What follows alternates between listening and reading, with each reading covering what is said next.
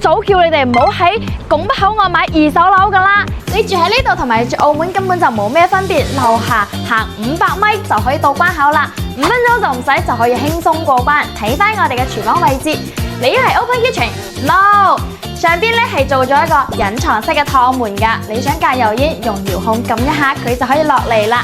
睇翻我哋廚房嘅3件套都係西門子嘅，你要得咁多？唔係，呢度仲有一個西門子嘅洗碗機，都係送俾你噶。對面咧又 set 咗成排嘅到頂儲物櫃，都係交樓標準。冰箱、全屋嘅智能家居都係交樓標準。呢個屋苑最大嘅亮點就係佢嘅廳有成5米咁闊落啊！其他屋苑都要1300尺先同你做得咁闊落。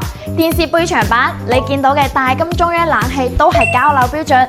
你以為得咁得，梗係唔止啦！呢度仲 set 咗一個隱藏式嘅家政櫃，入邊有2台洗衣機，全部送晒俾你。帶大家睇翻休息區先，有啲驚喜俾到大家。